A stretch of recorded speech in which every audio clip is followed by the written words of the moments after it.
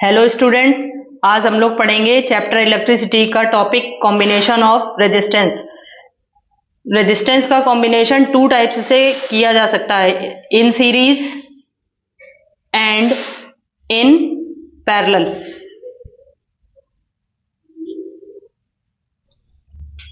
In series में resistance कैसे जुड़ते हैं, एंड टू एंड, और उसका डायग्राम रहा ये। इसमें दो रेजिस्टेंस जो हैं वो एंड टू एंड ऐड किए हैं V वोल्ट की बैटरी के साथ, और जैसे ही इसमें V वोल्ट की बैटरी लगाई जाती है वैसे ही इस सर्किट में करंट फ्लो हो जाती है। और सीरीज में जब रेजिस्टेंस कंबाइन होते हैं तो इनका जो पोटेंशियल डिफरेंस होता है वो रेजिस्टेंस के अकॉर्डिंग डिवाइड हो जाता है, जबकि इनकी करंट जो है वो हर रेजिस्टेंस में सेम रहती है। सो टोटल पोटेंशियल डिफरेंस इनका होगा V is equal to V1 plus V2 and by Ohm's law जो होता है वो होता है V is equal to I R. At constant temperature potential जो होता है वो करंट के डायरेक्टली प्रोपोर्शनल होता है, और R यहां पर होता है resistance. So first resistance V1 is equal to IR1 and second resistance V2 is equal to IR2।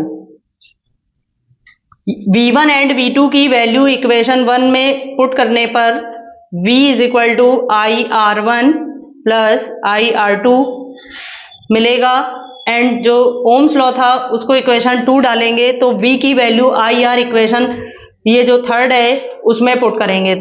Then I R is equal to, इन दोनों से I कॉमन ले लिया जाएगा तो I in bracket R1 plus R2, यहां से I cancel हो गया तो फॉर्मूला आ गया R is equal to R1 plus R2।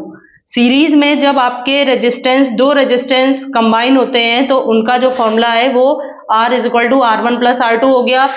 और ऐसे ही अगर आपके कई सारे रेजिस्टेंस सीरीज में ऐड होते हैं तो उनका फॉर्मूला इसी तरीके से हो जाता है, R is equal to R1 plus R2 plus R3 and so on, जितने भी रेजिस्टेंस ऐड होंगे। तो ये सीरीज में जो रेजिस्टेंस कनेक्ट होते हैं ये हो गया उनका फॉर्मूला ड्राइव। अब हम पढ़ते हैं जब दो रेजिस्टेंस पैरेलल में कनेक्ट किए जाते हैं तो उनका रिजल्टेंट रेजिस्टेंस कैसे फाइंड किया जाता है, उसका डेरिवेशन। तो समझते हैं डायग्राम। ये दो रेजिस्टेंस हैं R1 R2, इनको दो पॉइंट के बीच कनेक्ट किया है, A और B के बीच, और A और B पॉइंट के अक्रॉस इसमें एक V वोल्ट की बैटरी लगाएंगे। जैसे ही इस V वोल्ट बैटरी को इसमें जोड़ा जाएगा तो इसमें I करंट फ्लो होने लगेगी, और ये I करंट A पॉइंट के बाद रेजिस्टेंस के अक्रॉस डिवाइड हो जाएगी। तो R1 रेजिस्टेंस में करंट होगी I1, R2 रेजिस्टेंस में करंट होगी I2। और पैरेलल कॉम्बिनेशन में रेजिस्टेंस, सभी रेजिस्टेंस के लिए पोटेंशियल डिफरेंस जो है वो सेम रहता है। तो इनकी टोटल करंट होगी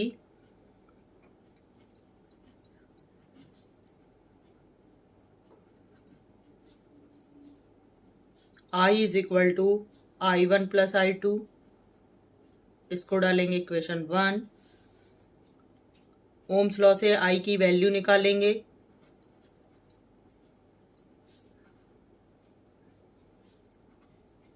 ओम्स लॉ होता है V is equal to I R, तो I इज इक्वल टू मिलेगा V upon R।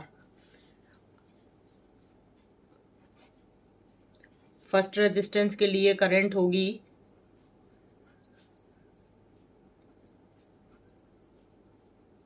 I1 is equal to V upon R1। Second resistance के लिए करंट होगी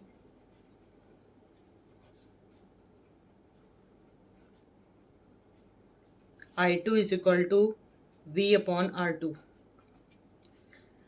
I1 और I2 की वैल्यू इक्वेशन 1 में रखने पर I is equal to V upon R1 plus V upon R2।